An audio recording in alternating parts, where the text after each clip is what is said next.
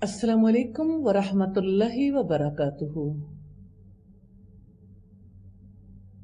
نحمدہ ونصلی علی رسولہ الکریم، اما بعد فاعوذ باللہ من الشیطان الرجیم، بسم اللہ الرحمن الرحیم۔ رب اشرح لی صدری ویسر لی امری واحلل عقدۃ من لسانی یفقہوا قولی۔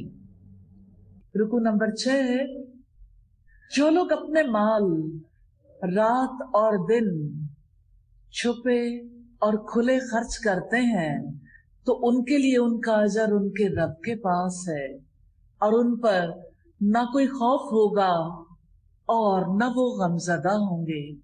مدینہ میں ایسا کیا ہو گیا تھا جس کی وجہ سے یہ آیت نازل ہوئی؟ بغوی نے سیدنا ابو امامہ اور سیدنا ابو الدرداء کا قول نقل کیا ہے کہ اس آیت کا نزول ان لوگوں کے حق میں ہوا جو جہاد کے لیے گھوڑے پالتے تھے۔ گھوڑوں کو رات دن پوشیدہ اور اعلانیہ چارہ دیا جاتا تھا۔ یہ تفسیر الوسیط کی روایت ہے۔ سیدنا ابن عباس نے روایت کیا، بہت ہی پیاری روایت ہے۔ یہ آیت سیدنا علی رضی اللہ تعالیٰ عنہ کے بارے میں نازل ہوئی۔ ان کے پاس 4 درہم تھے۔ آپ کے پاس کتنے ہیں؟ اللہ تعالیٰ کو بتائیے گا۔ فقط 4 روپے سمجھ لیں، 4 درہم، ہر ایک کا اپنا اپنا سکہ ہے نا۔ کہتے ہیں انہوں نے اس میں سے 1 رات کو خرچ کیا، 1 دن کو، 1 پوشیدہ دیا، 1 ظاہر کر کے کہ اللہ تعالیٰ کا حکم ہے، میں نے پورا کرنا ہے۔ چاروں صورتوں میں انہوں نے خرچ کیا۔ اور ابن منذر نے ابن مسیب سے روایت کی کہ یہ آیت کریمہ سیدنا عبد الرحمن بن عوف اور سیدنا عثمان بن عفان کے بارے میں نازل ہوئی ہے۔ انہوں نے سامان جہاد فراہم کیا تھا۔ یہ کیسے لوگ ہیں دنیا میں جو دن رات خرچ کرتے ہیں؟ دن رات خرچ کرنے والے لوگ کہاں گئے؟ قرآن نہیں بدلا، محمد رسول اللہ کی تعلیمات نہیں بدلی، ایمان بھی نہیں بدلا، خرچ کرنا کیوں چھوٹ گیا؟ جانتے ہیں کون لوگ دن رات اللہ کی راہ میں خرچ کرتے ہیں؟ جن کے لیے ان کی ذات آگے نہیں آتی۔ ہمیشہ ذات کا بت آگے آ جاتا ہے، اس کی ضروریات آگے آ جاتی ہیں، اس کے معاملات آڑے آ جاتے ہیں۔ یہ وہ لوگ ہیں جن کے سامنے بڑے مقاصد ہوتے ہیں۔ کیا آپ جانتے ہیں جس کی نظر میں کوئی بڑا مقصد نہیں ہوتا، وہ چھوٹی چھوٹی چیزوں میں خرچ کرتا چلا جاتا ہے، اس کی زندگی ہمیشہ بونا بن کے ہی گزرتی ہے۔ پھر جب مقصد سامنے ہوتا ہے اس پر خرچ کرنے کے لیے کبھی نہیں تھکتے، وہ کبھی نہیں سوچتے یہ کام کب ختم ہوگا۔ جیسے سمندر نہیں سوچتا، ایسے ہی رب کے قانون کو سمندر کی طرح تسلیم کر لیتے ہیں۔ سمندر سورج کی حرارت کو راستہ نہ دے تو بارشیں کیسے ہوں؟ واٹر سائیکل کیسے چلے گا؟ واٹر سائیکل کے لیے سورج ابھرتا ہے، حرارت پانیوں کو کیسے خشک کر دیتی ہے۔ ہمارے لیے تو پانی خشک ہو گیا، لیکن وہ بھاپ بن جاتا ہے، بھاپ اوپر جا کے ٹھنڈی ہوتی ہے، پھر وہ بادلوں کی صورت اختیار کر لیتی ہے، پھر اللہ تعالیٰ کے حکم سے بادلوں کو ہوائیں اڑا کر وہاں لے جاتی ہیں جہاں بارش کے پانی کی ضرورت ہوتی ہے۔ یہی حال خرچ کرنے کا بھی ہے۔ جو خرچ کرتا ہے وہ یہ کیوں سوچے کہ میں نے جو خرچ کیا وہ کہاں خرچ ہوگا؟ آپ سمندر جیسا ظرف بنائیں گے، آپ کا مال جائے گا تو بارش بن کے وہاں برس جائے گا جہاں اس کے برسنے کی ضرورت ہوگی۔ اگر سمندر رکاوٹ بن جائے نا تو ساری دنیا پانیوں سے محروم ہو جائے۔ آپ کا پانی جو زمین کے نیچے ہے، آج وہ پانی بھی گواہی دیتا ہے، پانی کے ذخائر کم ہو رہے ہیں، پانی بہت نیچے اتر گیا۔ بارشوں کی ایک خاص مقدار ہی پانیوں کے لیول کو برابر رکھنے کے لیے ضروری ہوتی ہے. پھر کنزمپشن بڑھ جاتی ہے اور بارشیں کم ہوتی ہیں تو پانی بھی کم ہو جاتا ہے. کیا یہ اللہ کا سائن نہیں ہے کہ مسلمانوں نے اپنا مال کسی اور مقصد کے لیے خرچ کرنا شروع کر دیا؟ مسلمانوں کا مال پیٹ کے لیے ہی خرچ ہوگا، مسلمانوں کا مال بدن پر کپڑا پہننے کے لیے ہی خرچ ہوگا، مسلمانوں کا مال لکڑیوں، دھاتوں اور چند چیتڑوں کے لیے ہی خرچ ہوگا. مسلمان مٹی، گارے، سیمنٹ کے گھر ہی بناتے رہیں گے. مسلمان اللہ کے گھر نہیں بنائیں گے، ان کو آباد نہیں کریں گے، اپنی نسلوں کے پاس اس پیغام کو چھوڑ کر نہیں جائیں گے. انہوں نے تو ساری دنیا تک یہ پیغام پہنچانا تھا. میڈیا چینلز کے تھرو، جو مسلمانوں کے چینلز ہیں، کیا چیز ہے جو ساری دنیا تک ریلیز ہو رہی ہے کون نہیں جانتا. آج اگر مسلمان میڈیا پہ کام کرتے تو ساری دنیا محمد رسول اللہ صلی اللہ علیہ وسلم کی محبت میں مبتلا نہ ہو جاتی، سارے لوگ اللہ کے پیغام سے واقف نہ ہو جاتے. کیا مسلمانوں نے آرگنائزڈ وے میں وقت کی ضروریات کے مطابق پرنٹ میڈیا کے لیے کام کیا ہوتا تو آج پوری دنیا تک ہم اس پیغام کو زیادہ اچھے طریقے سے پہنچانے کے قابل نہ ہوتے. پنجابی میں کہتے ہیں ڈلیاں بیراں دا کچھ نہیں گیا، کہ گر گئے نا تو امید نہ چھوڑو، چن لو. جو عمل چھوٹ گیا تھا نا، چلے آج آغاز کر لیں، آج سے طے کر لیں. یہ برکتوں والا مہینہ ہر سال آتا ہے، ہر برس ہماری تربیت کے لیے آتا ہے. یہ صدقے کا موسم بہار ہے، یہ نیکیوں کا موسم بہار ہے. ہمارے اندر کی دنیا کو بدلنے کے لیے آتا ہے، ہمارے طرز عمل کو بدلنے کے لیے آتا ہے، دنیا میں بڑی چینج لانے کے لیے آتا ہے. چینج ایجنٹ بنے، ریزسٹ نہ کریں. آپ تبدیلی کے اس عمل کو روکنے والے نہ بن جائیں. وہ تبدیلی جو اللہ تعالیٰ آپ کے ذات کے اندر لانا چاہتے ہیں اور آپ کے معاشرے کے اندر لانا چاہتے ہیں، اس تبدیلی کا آغاز کر دیجئے.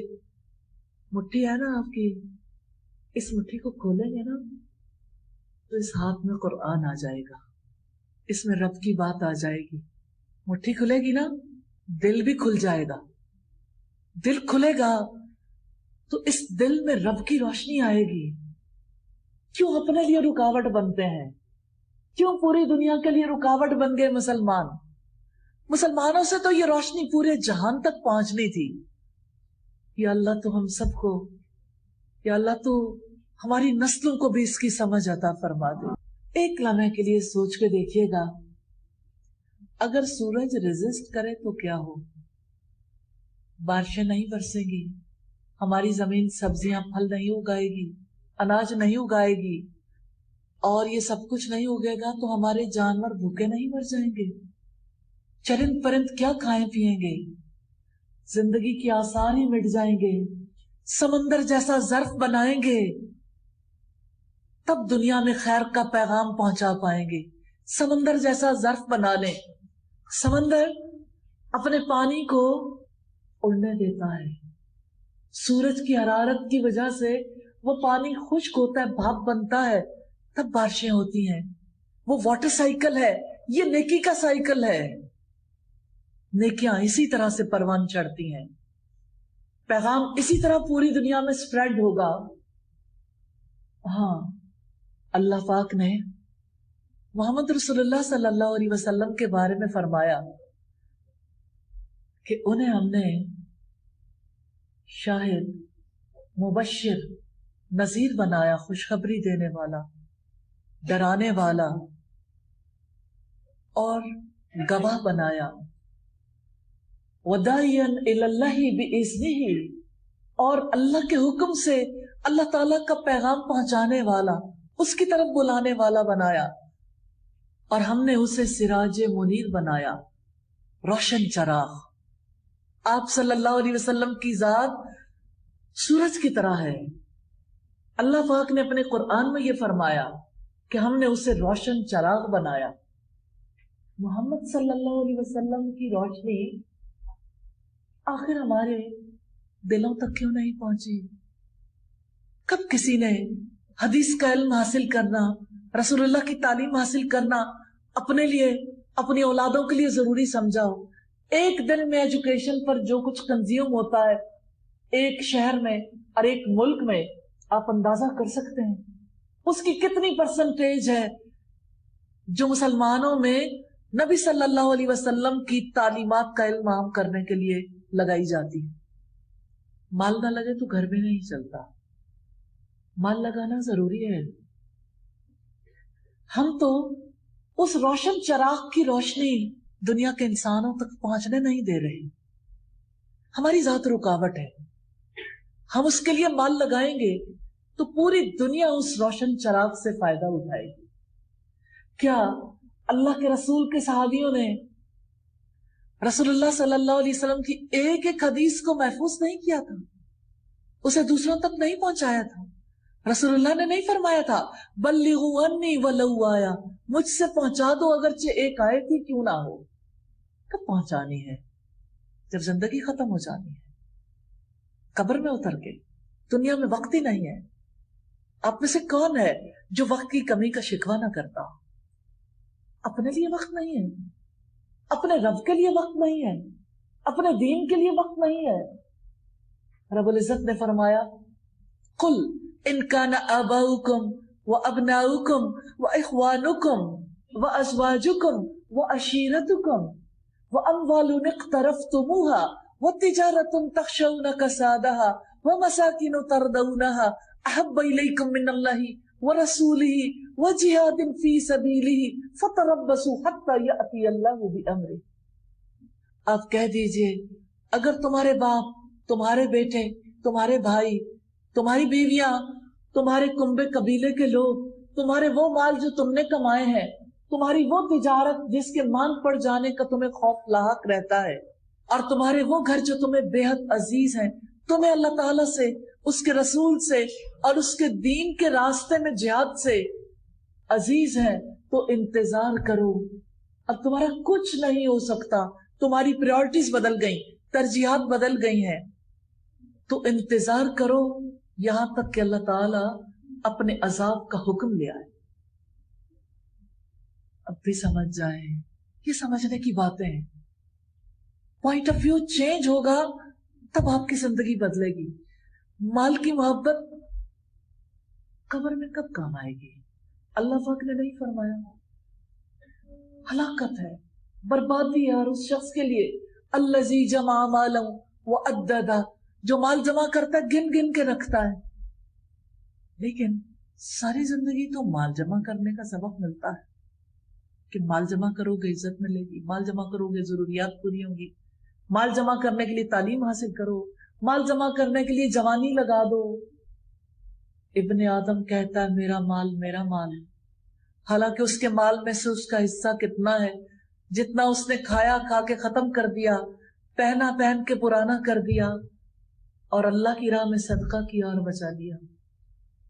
یہ بات بہت مشکل سے سمجھ آتی ہے کہ صدقہ کیسے بچتا ہے، کہ صدقہ تو ہمارے ہاتھ سے نکل جاتا ہے، اس کو ہم خرچ نہیں کر سکتے، لیکن جو خرچ کرتے ہیں وہ کنزمپشن ہے، وہ تو گیا، ضائع ہو گیا، لگایا ٹھیک ہے، وقتی ضرورت تھی پوری ہو گئی۔ آپ جانتے ہیں انویسٹمنٹ کا موڈ ڈفرینٹ ہوتا ہے، انویسٹمنٹ الگ کر کے لگانی پڑتی ہے۔ اللہ تعالیٰ ہمیں اس کا فہم عطا فرما۔ سمندر جیسا ظرف بنائیں گے نا تو ساری انسانیت فیض اٹھائے گی۔ آپ مال لگائیں گے کس کام کے لیے؟ کہ اللہ کا پیغام دوسروں تک پہنچ جائے، ریٹن فارم میں پہنچ جائے۔ اللہ کا پیغام پہنچانے کے لیے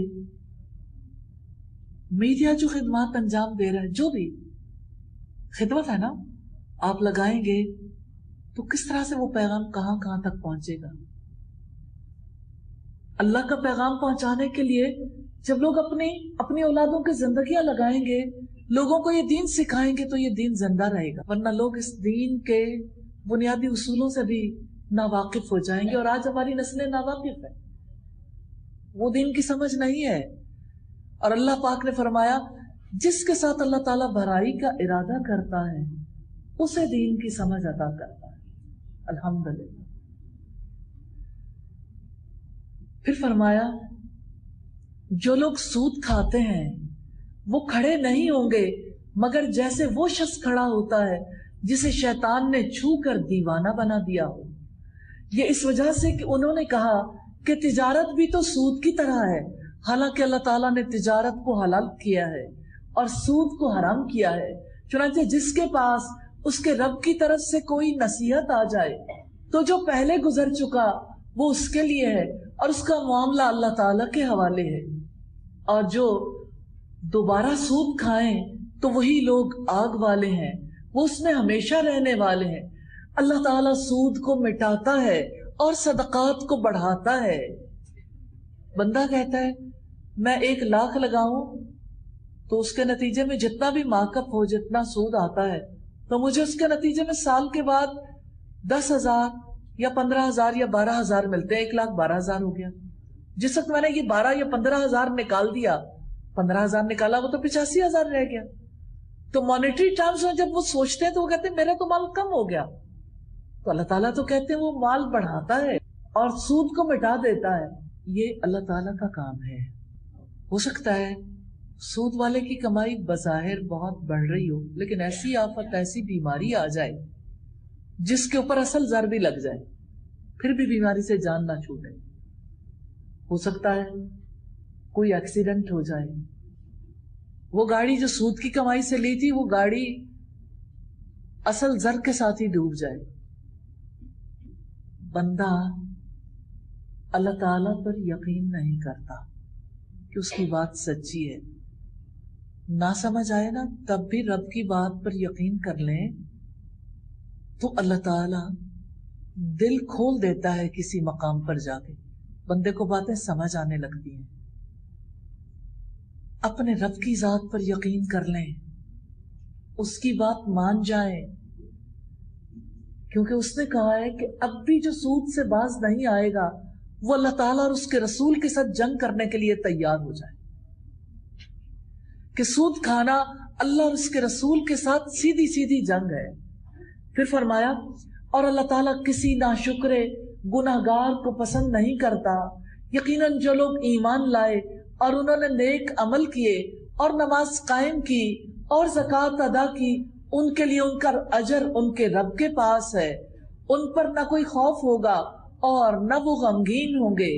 اے لوگوں جو ایمان لائے ہو، اللہ تعالیٰ سے ڈر جاؤ اور جو سود میں سے باقی رہ گیا ہے اسے چھوڑ دو اگر تم ایمان والے ہو. سیدنا ابن عباس سے روایت ہے کہ ہمیں یہ بات پہنچی کہ یہ آیت قبیلہ ثقیف میں سے بنی عمرو بن عوف اور بنی مغیرہ کے بارے میں نازل ہوئی ہے. اور ایک اور روایت میں ہمیں یہ ملتا ہے کہ جب مکہ فتح ہوا اس دن تمام سودی کاروباروں کا خاتمہ کر دیا گیا. بنی عمرو اور بنی مغیرہ عتاب بن اسید کے پاس آئے. بنی مغیرہ نے آ کر کہا اس سود کی وجہ سے ہم تمام لوگوں سے بدتر ہو گئے اور ہمارے علاوہ اور لوگوں نے سود کا خاتمہ کر دیا. تو بنی عمرو بولے کہ آپس میں ہم اس شرط پر صلح کر لیں کہ ہمارے لیے ہمارا سود ہے. ان کی یہ بات عتاب بن اسید نے رسول اللہ کی خدمت میں لکھ کر روانہ کر دی. اس پر یہ آیت اتری اور اس سے بعد والی آیت نازل ہوئی. اللہ تعالی ہمیں سود کے احکامات سمجھنے کی توفیق دے اور سود سے بچنے والوں میں شامل فرما دے. پھر اگر تم نے ایسا نہ کیا یعنی سود نہ چھوڑا تو اللہ تعالیٰ اور اس کے رسول کی طرف سے بڑی جنگ کا اعلان سن لو. اور اگر تم توبہ کرو تو تمہارے لیے تمہارے اصل مال ہے. نہ تم ظلم کرو اور نہ تم پر ظلم کیا جائے گا. یعنی نہ تم کسی کا سود کھاؤ نہ تم کسی بڑی مصیبت میں پھنسو گے. اور اگر کوئی تنگ دست ہو تو آسانی تک اسے مہلت دینا ہے اور تمہارا صدقہ کرنا ہی تمہارے لیے زیادہ بہتر ہے اگر تم جانتے ہو.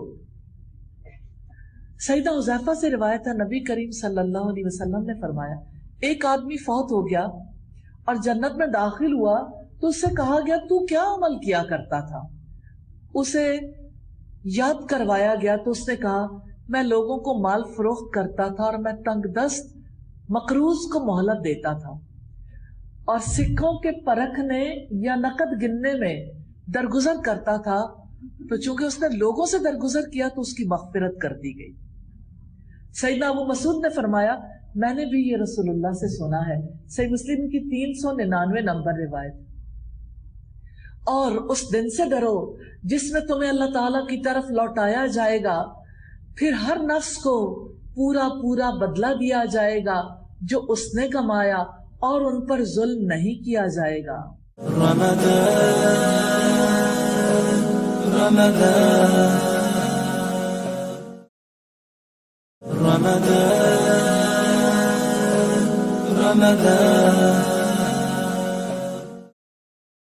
کا یہ آخری آیت تھی جس کے ساتھ سیدنا جبریل علیہ السلام نازل ہوئے۔ کیا آپ جانتے ہیں قرآن مجید کی آخری آیت کون سی ہے؟ ایک روایت کے مطابق یہی آخری آیت ہے۔ پھر آپ نے سورہ البقرہ میں 280 والی آیات میں اسے رکھوایا۔ بخاری کی 4544 نمبر روایت ہے، نبی صلی اللہ علیہ وسلم اس آیت کے نازل ہونے کے بعد 21 دن زندہ رہے، پر یہ بھی کہا جاتا ہے کہ 18 دن زندہ رہے۔ یہ دلائل النبوہ کی روایت ہے، والیوم 7 ہے، پیج 137۔ رکو نمبر 7 ہے،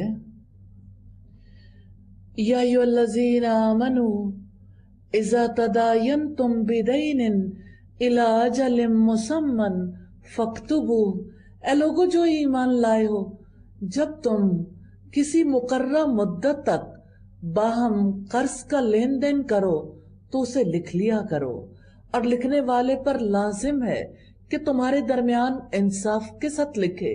ڈاکومنٹیشن ضروری ہے، اور کسی لکھنے والے کو لکھنے سے انکار بھی نہیں کرنا چاہیے، جیسا کہ اللہ تعالیٰ نے اسے لکھنا سکھایا۔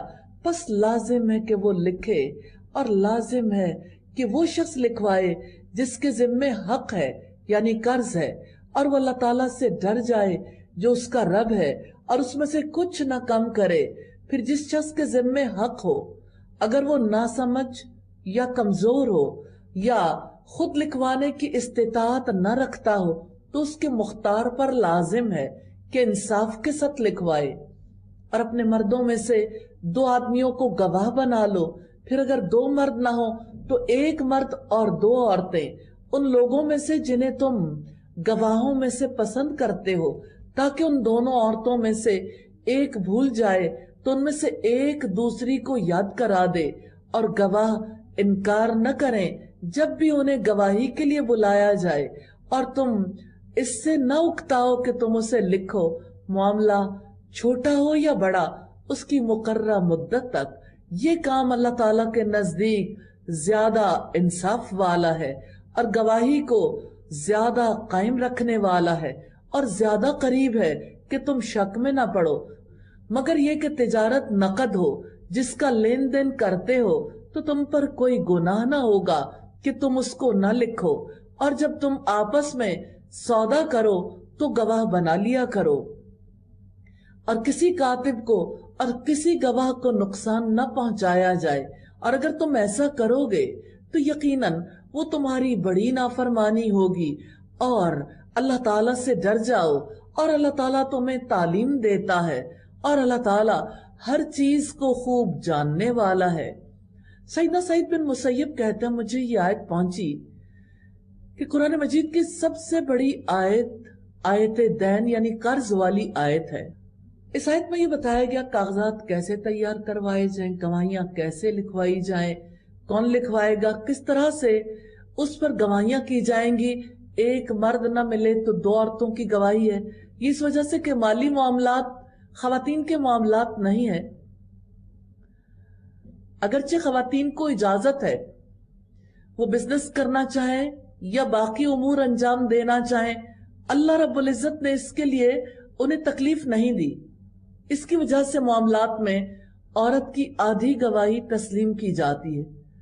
اللہ رب العزت نے 2 عورتوں کی گواہی کو 1 مرد کی گواہی کے برابر قرار دیا ہے، لیکن کچھ معاملات ایسے ہیں جن میں اکیلی عورت کی گواہی قبول کی جاتی ہے، اور مرد کی گواہی قبول نہیں کی جاتی، جیسے عورتوں کے مسائل کے بارے میں، بچوں کی پیدائش کے معاملے میں ایک اکیلی عورت کی گواہی کافی ہے۔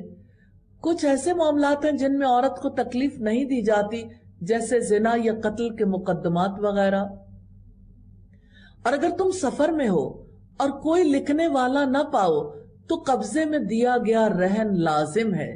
پھر اگر تم میں سے کوئی کسی پر اعتبار کرے تو جس پر اعتماد کیا گیا اس پر لازم ہے کہ وہ اس کی امانت ادا کرے اور اللہ تعالیٰ سے ڈرے جو اس کا رب ہے، اور گواہی کو نہ چھپاؤ، اور جو اس کو چھپائے گا تو یقیناً اس کا دل گناہگار ہے، اور جو کچھ تم کرتے ہو اللہ تعالیٰ اس کو خوب جاننے والا ہے۔ سفر میں جب گواہ نہ ملے تو مارٹگیج ہو سکتا ہے۔ نبی صلی اللہ علیہ وسلم نے بھی ایک یہودی کے پاس اپنی زرہ گروی رکھی تھی۔ صحیح بخاری کی 2252 نمبر روایت۔ آخری رکوع ہے سورہ البقرہ کا۔ للہ ما فی السماوات و ما فی الارض، جو کچھ آسمانوں میں ہے اور جو کچھ زمین میں ہے سب اللہ تعالیٰ کا ہے، اور جو تمہارے دلوں میں ہے اگر وہ تم ظاہر کرو یا اسے چھپاؤ اللہ تعالیٰ تم سے اس کا حساب لے گا، پھر وہ جس کو چاہے گا بخش دے گا اور جس کو چاہے گا عذاب دے گا، اور اللہ تعالیٰ ہر چیز پر پوری طرح قدرت رکھنے والا ہے۔ سیدنا ابو ہریرہ نے بیان کیا کہ رسول اللہ صلی اللہ علیہ وسلم نے فرمایا، اللہ تعالیٰ فرماتا ہے جب میرا بندہ کسی برائی کا ارادہ کرے تو اسے نہ لکھو، اگر اس برائی کو میرے خوف سے چھوڑ دے تو اس کے حق میں ایک نیکی لکھو۔ اگر بندہ کوئی نیکی کرنا چاہے تو اس کے لیے ارادے پر ہی ایک نیکی لکھو، اگر وہ اس نیکی کو کر لے تو اس جیسی 10 نیکیاں اس کے لیے لکھو۔ پھر فرمایا، آمن الرسول بما انزل الیہ من ربہ والمؤمنون، رسول ایمان لایا ہے اس پر جو اس کے رب کی جناب سے اس کی طرف نازل کیا گیا ہے، اور مومن بھی، سبھی اللہ تعالیٰ پر، اس کے فرشتوں پر، اس کی کتابوں پر، اس کے رسولوں پر ایمان لائے ہیں۔ اس کے رسولوں میں سے ہم کسی ایک کے درمیان بھی فرق نہیں کرتے، اور انہوں نے کہا ہم نے سنا اور ہم نے اطاعت کی، ہم تیری بخشش طلب کرتے ہیں اے ہمارے رب، اور تیری ہی جانب لوٹ کر جانا ہے۔ اللہ تعالیٰ کسی نفس کو تکلیف نہیں دیتا مگر اس کی وسعت کے مطابق، اس کے لیے جو اس نے نیکی کمائی اور اسی پر ہے جو اس نے برائی کمائی۔ اے ہمارے رب، اگر ہم بھول جائیں یا غلطی کر بیٹھیں تو ہمارا مواخذہ نہ کرنا، اے ہمارے رب، اور ہم پر ویسا ہی بوجھ نہ ڈالنا جیسا تو نے ان لوگوں پر ڈالا تھا جو ہم سے پہلے تھے۔ ربنا لا تؤاخذنا ان نسینا او اخطأنا ربنا ولا تحمل علینا اسرا کما حملته علی الذین من قبلنا ربنا ولا تحملنا ما لا طاقت لنا به واعف عنا واغفر لنا وارحمنا انت مولانا فانصرنا علی القوم الکافرین۔ اے ہمارے رب، اور تو ہم سے نہ اٹھوا جس کی ہم میں طاقت ہی نہیں، اور ہم سے درگزر فرما اور تو ہمیں بخش دے اور ہم پر رحم فرما، تو ہی ہمارا مولا ہے، چنانچہ کافر لوگوں کے مقابلے میں ہماری مدد فرما۔ سیدنا علی فرماتے ہیں میں نہیں جانتا کہ اسلام کے جاننے والوں میں سے کوئی شخص آیت الکرسی اور سورہ البقرہ کی آخری آیتیں پڑھے بغیر سو جائے۔ یہ وہ خزانہ ہے جو تمہارے نبی عرش کے خزانے تلے سے دیے گئے۔ اللہ تعالی ہمیں ہر رات ان آیات کو پڑھنے اور ان پر غور و فکر کرنے اور اپنے ایمان کو تر و تازہ کرنے کی توفیق عطا فرمائے۔ الحمدللہ سورہ البقرہ کمپلیٹ ہوئی۔ اللہ تعالیٰ سے دعا ہے ہمارے اس दौरे कुरान की सूरह अल-बकरा में कोई खामी कमी हो उसे मुआफ़ फरमा दे और हमारी इस कोशिश को कबूल फरमा ले। अल्लाह के पाक नाम से सूरह आले इमरान का आगाज करते हैं। इस सूरत का नाम आले इमरान इस वजह से है कि एक मकाम पर आले इमरान का तज़किरा किया गया। इस सूरत की 200 आयात है और ये 20 रुकुआत पर मुश्तमिल मदनी सूरत है। सैयदना अबू उमामा बाहिली फरमाते हैं, मैंने रसूलुल्लाह को ये फरमाते सुना, आप फरमाते कुरान मजीद पढ़ा करो क्योंकि ये कयामत के दिन अपने पढ़ने वालों के लिए सफारशी बनकर आएगा। और 2 रोशन सूरतों को पढ़ा करो, सूरह अल-बकरा और सूरह आले इमरान, क्योंकि ये कयामत के दिन इस तरह आएंगी जैसे 2 बादल या 2 साइबान या 2 उड़ते हुए परिंदों की कतारें हों और अपने पढ़ने वालों के बारे में झगड़ा करेंगी। सूरह अल-बकरा पढ़ा करो क्योंकि उसका पढ़ना बायसे बरकत है और उसका छोड़ना बायसे हसरत है और जादूगर उसको हासिल करने की ताकत नहीं रखते। ये सही मुस्लिम की रिवायत है 1874 नंबर पर। रुकू नंबर 9 है जो सूरह आल इमरान का पहला रुकू है। बिस्मिल्लाहिर्रहमानिर्रहीम, अल्लाह ताला के नाम से जो वसी रहमत वाला निहायत रहम वाला है। अलिफ लाम मीम, अलिफ लाम मीम, अल्लाहु ला इलाहा इल्ला हुवल हय्युल क़य्यूम। अल्लाह ताला वो है जिसके सिवा कोई माबूद नहीं, हमेशा जिंदा है, हर चीज को कायम रखने वाला है। उसने आप पर हक के साथ किताब नाजिल की है जो अपने से पहली किताबों की तस्दीक करने वाली है, और उसने तौरात और इंजील भी नाजिल की इससे पहले लोगों की हिदायत के लिए, और उसी ने हक और बातिल में फर्क करने वाला कुरान उतारा है। यकीनन जिन लोगों ने अल्लाह ताला की आयात का कुफ्र किया उनके लिए जबरदस्त अजाब है, और अल्लाह ताला सब पर गालिब बदला लेने वाला है। कुरान हकीम अल फुरकान है जो तमाम आसमानी किताबों की असल हिदायत और बदली गई बातों में फर्क करता है। कुरान हकीम वाज़े करता है असल क्या और तब्दीली क्या है। अल्लाह ताला ने शऊर दिलाया है कि वो गालिब है, कोई चीज उसके इल्म से बाहर नहीं, कोई उससे छुप नहीं सकता, कोई उससे बच नहीं सकता। इसलिए अल्लाह ताला की आयात का इनकार करने से बाज आ जाओ। बिलाशुबा अल्लाह ताला वो है जिससे कुछ भी छुपा नहीं रहता, ना ही जमीन में और ना ही आसमान में।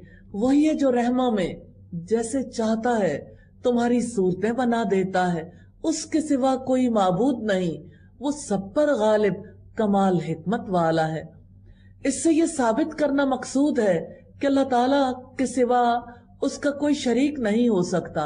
सूरह आल इमरान की ये इब्तिदाई आयात उस वक्त नाजिल हुई थी जब आपके पास वफद नजरान आया था।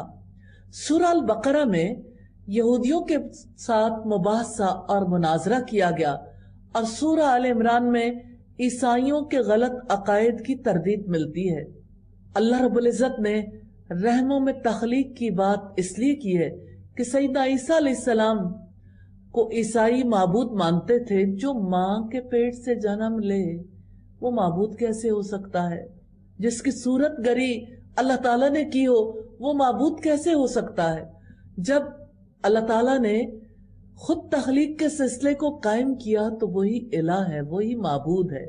फिर फरमाया वही है जिसने आप पर किताब उतारी जिसमें से बाज मुहकम आयात हैं, वही किताब की असल हैं, और कुछ दूसरी कई मानों में मिलती जुलती हैं। फिर जिनके दिलों में कजी है वो उसमें से उन आयात के पीछे लग जाते हैं जो कई मानों में मिलती जुलती हैं, फितने की तलाश के लिए और असल मुराद की तलाश के लिए। हालांकि उनकी असल मुराद को अल्लाह ताला के सिवा कोई नहीं जानता, और इल्म में पुख्तगी रखने वाले लोग कहते हैं कि हम उस पर ईमान लाए, सभी हमारे रब की तरफ से हैं, और नसीहत कबूल नहीं करते مگر جو عقل مند ہے۔ قرآن مجید کی ساری آیات محکم ہیں، جو متشابہ ہیں وہ ایسی آیات ہیں جن کے بارے میں انسان کی عقل ساتھ نہیں دیتی، اور جن کے دلوں میں کجی ہے، جو ٹیڑھ تلاش کرنا چاہتے ہیں، وہ ایسی آیات کو بنیاد بناتے ہیں اور محکم آیات کو ان کے پیچھے لگا دیتے ہیں۔ حالانکہ اصول یہ ہے کہ جن آیات کے معنی ہماری عقل سے دور ہیں، ایسی آیات کو محکم آیات کی روشنی میں پڑھا جائے۔ پھر فرمایا ربنا لا تزغ قلوبنا بعد اذ ہدیتنا وہب لنا من لدنک رحمہ انک انت الوہاب۔ اے ہمارے رب، آپ ہمارے دلوں کو ٹیڑھا نہ کر دینا اس کے بعد کہ آپ نے ہمیں ہدایت دی، ہمیں اپنے پاس سے رحمت عطا فرمانا، بے شک آپ ہی بے حد عطا کرنے والے ہیں۔ سیدہ عائشہ سے روایت ہے کہ اکثر اوقات نبی صلی اللہ علیہ وسلم دعا کرتے تھے، یا مقلب القلوب ثبت قلبی علی دینک، اے دلوں کو پھیرنے والے میرے دل کو اپنے دین پر ثبات عطا کرنا۔ ربنا انک جامع الناس لیوم لا ریب فیہ ان اللہ لا یخلف المیعاد۔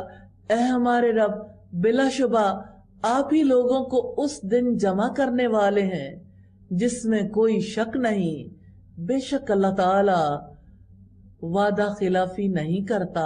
اللہ تعالیٰ کا وعدہ ہے، جس نے دل کے یقین اور اخلاص کے ساتھ لا الہ الا اللہ کہا اس کو جنت میں داخل کرے گا۔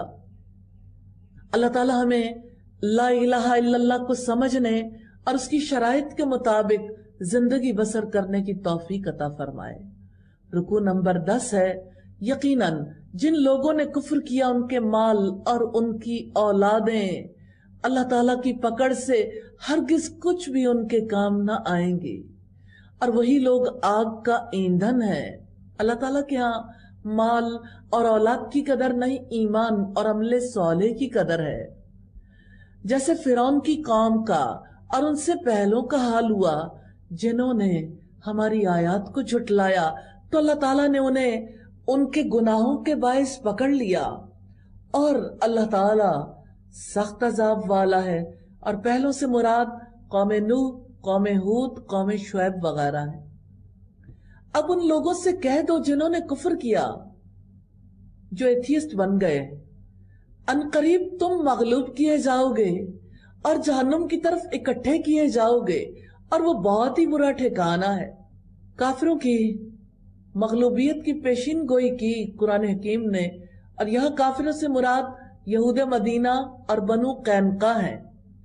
بنو قینقاع اور بنو نذیر جلا وطن کیے گئے، بنو قریظہ قتل کیے گئے، پھر خیبر فتح کر کے تمام یہودیوں پر جزیہ عائد کیا گیا۔ یقیناً تمہارے لیے ان دو گروہوں میں ایک نشانی تھی جو ایک دوسرے کے مقابلے میں آئے۔ ایک گروہ اللہ تعالیٰ کی راہ میں لڑ رہا تھا اور دوسرا گروہ کافر تھا۔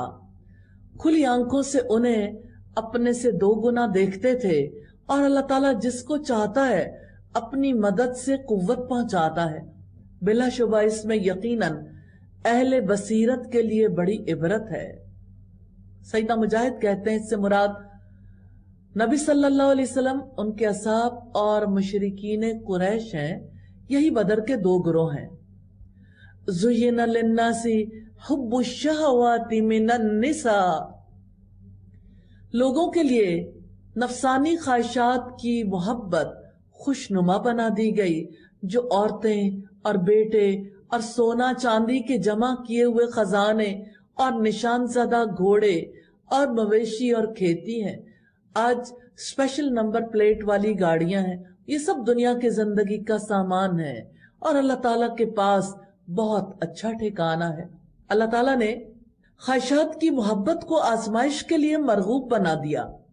خواہشات کی وجہ سے دنیا کا کاروبار چلتا ہے، اگر یہ محبت ختم ہو جائے تو کاروبار زندگی ختم ہو جائے۔ اللہ تعالیٰ نے ان خواہشات کی محبت کو دنیا کے تسلسل کے لیے بھی بنایا اور آزمائش کے لیے بھی۔ اللہ تعالیٰ ہمیں خواہشات کے پیچھے چلنے سے بچائے۔ پھر فرمایا آپ کہہ دیں کیا میں تمہیں ان سب سے بہتر نہ بتاؤں؟ پرہیزگاروں کے لیے ان کے رب کے پاس جنتیں ہیں جن کے نیچے نہریں بہتی ہیں، اس میں وہ ہمیشہ رہنے والے ہیں، اور نہایت پاک صاف بیویاں ہیں، اور اللہ تعالیٰ کی رضامندی ہے، اور اللہ تعالیٰ بندوں کو خوب دیکھنے والا ہے۔ وہ ساری خواہشات جو لوگوں کو بے حد عزیز ہیں، ان تمام چیزوں سے عورتوں، بیٹوں، مال، جائیداد، گاڑیوں سے بہتر اللہ تعالیٰ کی جنت ہے۔ سیدنا ابو سعید خدری سے روایت رسول اللہ صلی اللہ علیہ وسلم نے فرمایا اللہ تعالیٰ اہل جنت سے پوچھے گا کیا تم لوگ خوش ہو گئے؟ تو اہل جنت کہیں گے کہ ہم کیوں نہ خوش ہوتے، تو نے ہمیں وہ کچھ دیا ہے جو کسی کو بھی نہیں دیا۔ تو اللہ تعالیٰ کہے گا کہ میں تمہیں اس سے بھی افضل چیز دیتا ہوں، میں تمہیں اپنی رضامندی دیتا ہوں، ایسی رضامندی جس کے بعد تم پر کبھی بھی ناراض نہیں ہوں گا۔ صحیح مسلم کی 7140 نمبر روایت۔ زندگی امتحان ہے، خواہشات کی محبت امتحان ہے، لیکن انسان سب کچھ خواہشات کے پیچھے لگا دیتا اور ان سے اوپر اٹھ کے آخرت کی کامیابی کے لیے نہیں سوچ پاتا۔ اللہ تعالی ہمیں آخرت کے لیے جینے کی توفیق عطا فرمائے۔ الذین یقولون ربنا اننا آمنا فاغفر لنا ذنوبنا وقنا عذاب النار، وہ لوگ جو کہتے ہیں اے ہمارے رب بلا شبہ ہم ایمان لائے، سو ہمارے لیے ہمارے گناہ بخش دے اور ہمیں آگ کے عذاب سے بچا لے۔ اللہ تعالیٰ سے دعا ہے ہماری خطائیں معاف کر دے۔ ایمان کی وجہ سے ہی انسان کو توبہ نصیب ہوتی ہے، اور انسان توبہ کرتا ہے تو اللہ تعالیٰ کی طرف سے بخشش نصیب ہوتی ہے۔ پھر فرمایا وہ صبر کرنے والے اور سچ بولنے والے اور فرما برداری کرنے والے اور خرچ کرنے والے اور سحری کے اوقات میں بخشش مانگنے والے ہیں۔ اللہ تعالیٰ نے اور فرشتوں نے اور اہل علم نے گواہی دی ہے کہ بے شک اللہ تعالیٰ کے سوا کوئی معبود نہیں، اس حال میں کہ وہ انصاف پر قائم ہے، اس کے سوا کوئی معبود نہیں، سب پر غالب، کمال حکمت والا ہے۔ اس آیت میں اللہ تعالیٰ نے توحید پر پختہ ترین ثبوت پیش کیا ہے، اور وہ ہے اللہ عز و جل کی گواہی جو ساری مخلوقات سے بڑھ کر ہے اور زبردست دلیل ہے۔ اس سے ثابت ہوتا ہے کہ صرف ایک اللہ کی عبادت کرنا واجب ہے، اس کی عبادت میں کسی کو شریک کرنا باطل ہے۔ علماء کا توحید پر اتفاق ہے، انہوں نے لوگوں کو اس کی طرف دعوت دی ہے اور توحید تک پہنچنے کے راستے بتائے ہیں، اور سارے انبیاء نے توحید کی دعوت دی ہے۔ اللہ تعالیٰ سے دعا ہے کہ توحید کی حقیقت کو سمجھنے کی توفیق عطا فرمائے۔